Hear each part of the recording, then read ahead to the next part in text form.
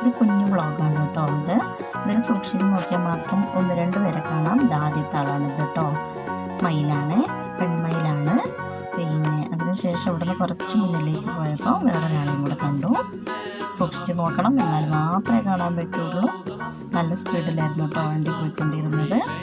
അതാ ഈ ഒരു കുഞ്ഞു പാറയുണ്ട്, പാറയുടെ പുറകിലായിട്ട് ഒരാളെയും കൂടെ കാണാം. ഒരു പുള്ളിമൺകുട്ടിയായിരുന്നു കേട്ടോ വണ്ടി നിർത്തിയത് കണ്ടപ്പോഴേക്കും. ഇത് നമുക്ക് പുറത്തേക്കൊന്നും ഇറങ്ങാൻ പറ്റില്ല. ഇത് മാനന്തവാടി ബാവലി റൂട്ടാണ്. അപ്പോൾ കുറച്ച് മുന്നോട്ട് ഒരു കലമാനെയും കൂടെ കണ്ടു കേട്ടോ. അവനൊറ്റയ്ക്കായിരുന്നു ഉണ്ടായിരുന്നത്. പിന്നെ ഞങ്ങൾ കാണാമെന്നൊക്കെ വിചാരിച്ചു. ആനനെ കാണാൻ ഓർത്തിട്ടാണ് പോയത്. ആനപ്പൂട പോലും കാണാൻ പറ്റിയില്ല കേട്ടോ. അങ്ങനെ ഞങ്ങൾ നേരെ ബാവലി വരെ ഒന്ന് പോയി. ബാവലി പള്ളിയിലൊക്കെ ഒന്ന് കയറി സിയാറത്തൊക്കെ ചെയ്തു. അപ്പോൾ കുറച്ച് സമയം അവിടെയൊക്കെ നിന്നു. അവിടെ നിന്ന് ഞങ്ങൾ കുറച്ച് സമയം കഴിഞ്ഞിട്ടില്ല. അവിടെ നിന്നിട്ടുണ്ട് കേട്ടോ. വീട്ടിൽ വൈകുന്നേരം ഒരു 5 മണിയൊക്കെ ആയപ്പോഴാണ് ഞങ്ങൾ ഇറങ്ങിയത്. വെറുതെ ഒന്ന് കറങ്ങിയിട്ട് വരാമെന്ന് പറഞ്ഞിട്ട് അങ്ങനെ നാത്തൂന് വന്നിരുന്നു. അപ്പോൾ വെറുതെ ഒന്ന് കറങ്ങി വരാം, ഒരു കഫേ പോയി എന്തെങ്കിലും ചായയൊക്കെ വൈകുന്നേരത്തെ ഒരു ചായയൊക്കെ കഴിച്ച് വരാമെന്ന് ഓർത്തിട്ടാണ് വീട്ടിൽ നിന്ന് ഞങ്ങൾ ഇറങ്ങിയത്. അപ്പോൾ മാനന്തവാടി എത്തിയപ്പോൾ ഞങ്ങളതിന് തീരുമാനിച്ചു ബാവലി റൂട്ടിലേക്ക് പോയി നോക്കാം. എന്നാലും ആനയെ കണ്ടാലോ, മഴക്കാലമൊക്കെ അല്ലേ.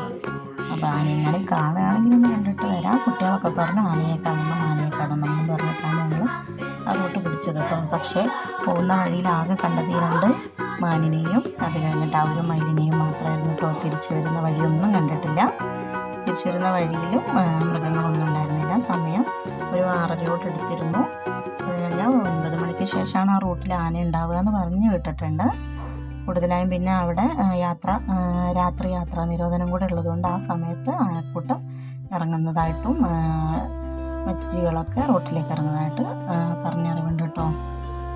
അപ്പോൾ ഞങ്ങൾ അതൊക്കെ കഴിഞ്ഞു. പിന്നെ തിരിച്ച് മാനന്തവാടിയിലേക്ക് ഞങ്ങൾ വരാമെന്നുള്ള ധാരണയിൽ ഞങ്ങൾ അവിടുന്ന് മാനന്തവാടിയിലേക്ക് തന്നെ തിരിച്ചു വന്നു കേട്ടോ.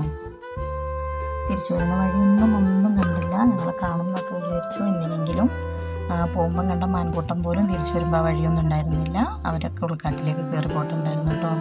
പിന്നെ ഇപ്പോൾ മഴയൊക്കെ പെയ്ത് നന്നായിട്ട് പുല്ലും പച്ചപ്പൊക്കെ ആയി തുടങ്ങിയിട്ടുണ്ട്. മരങ്ങളൊക്കെ തളർത്തു തുടങ്ങിയിട്ടുണ്ട്. വേനൽക്കാലത്ത് പോകുമ്പോൾ ഞങ്ങൾ ബാവലി യാത്ര എന്ന് പറഞ്ഞിട്ടൊരു കുഞ്ഞു ബ്ലോഗ് ഞാൻ ചെയ്തിട്ടുണ്ടായിരുന്നു. അത് നമ്മൾ ഏപ്രിൽ മാസത്തിലാണ് കേട്ടോ പോയിട്ടുണ്ടായിരുന്നത്. അപ്പം നന്നായിട്ട് കരിഞ്ഞു കിടക്കുന്ന ഒരു വനമേഖലയായിരുന്നു ഇത്. ഇപ്പോഴാണെങ്കിൽ അത്യാവശ്യം പച്ചപ്പും തളിർപ്പും തിന്നാനുള്ള പുല്ലും അടിക്കാടുകളൊക്കെ നന്നായി വളർന്നിട്ടൊക്കെ ഉണ്ട്. 1-2 സ്ഥലത്തൊക്കെ അടിക്കാട് വെട്ടി വൃത്തിയാക്കുന്ന ഇതും കണ്ടിട്ടുണ്ടായിരുന്നു കേട്ടോ. അപ്പോൾ അത് കഴിഞ്ഞു നമ്മൾ തിരിച്ച് മാനന്തവാടിയിലേക്ക് വന്നു. മാനന്തവാടി കല്ലാട്ട് മാളിലുള്ള യമ്മി കഫേയിൽ നിന്നും നമ്മൾ എന്തെങ്കിലും ലൈറ്റായിട്ട് കഴിക്കുമെന്ന് പറഞ്ഞു. അങ്ങനെ ഞങ്ങൾ അവിടെ കയറി.